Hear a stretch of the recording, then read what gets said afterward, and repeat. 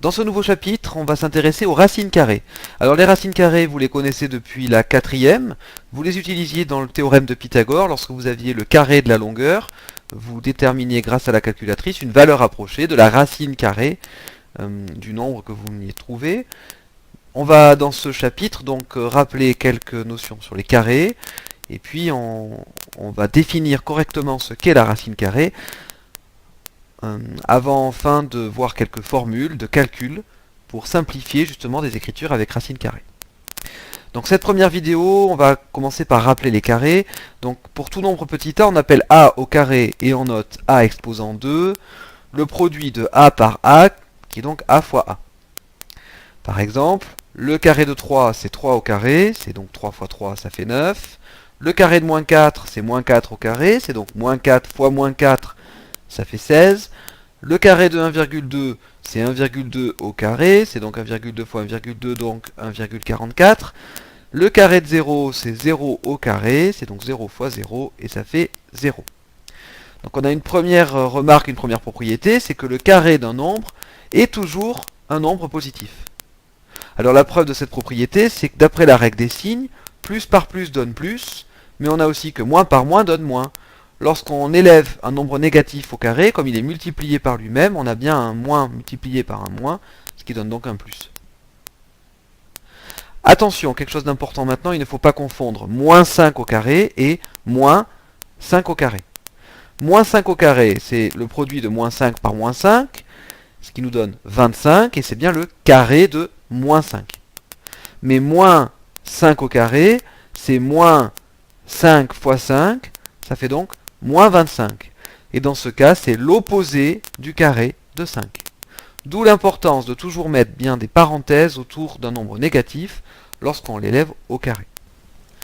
Alors définissons maintenant ce qu'est une racine carrée d'un nombre positif. Pour tout nombre positif petit a, on appelle racine carrée de a, et on note racine carrée de a tel que vous avez l'habitude en classe de quatrième, le nombre positif dont le carré vaut a. Autrement dit, on n'a que racine carrée de a fois racine carrée de a, donc racine de a au carré, est égal à petit a. Par exemple, racine de 3 fois racine de 3, qui est donc égal à racine de 3 au carré, c'est égal à 3, par définition. Racine de 8 fois racine de 8, qui est donc égal à racine de 8 au carré, c'est égal à 8, à nouveau par définition. Ou encore, racine carrée de 14,2 fois racine carrée de 14,2, qui est égal à racine carrée de 14,2 au carré, est égal à 14,2. Alors on a des cas particuliers, c'est la racine carrée de ce qu'on appelle les carrés parfaits. Racine carrée de 9, c'est le nombre positif dont le carré vaut 9.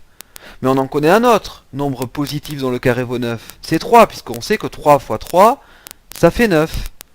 Autrement dit, on peut en déduire que racine carrée de 9 est égale à 3. Racine carrée de 36, c'est le nombre positif dont le carré vaut 36. Là encore, on en connaît un autre, nombre positif dont le carré vaut 36. C'est 6. 6 fois 6, ça fait bien 36. Autrement dit, racine carrée de 36 est égale à 6. En procédant de la même manière, on en déduit que racine de 25 c'est égal à 5, racine carrée de 16 c'est égal à 4, racine carrée de 1 c'est égal à 1, et racine de 4 c'est égal à 2. Parfois, on ne connaît pas explicitement l'écriture décimale de certaines racines carrées. On a alors besoin de la calculatrice pour en donner des valeurs approchées. Ce que vous aviez l'habitude de faire en classe de quatrième grâce, ou plutôt pour l'utilisation du théorème de Pythagore. Exemple, si on veut donner avec deux décimales la valeur approchée de racine de 3, racine de 7 et racine de 18,5, et bien pour racine de 3 on obtiendrait 1,73, pour racine de 7 2,65, et pour racine carrée de 18,5 on obtiendrait 4,30.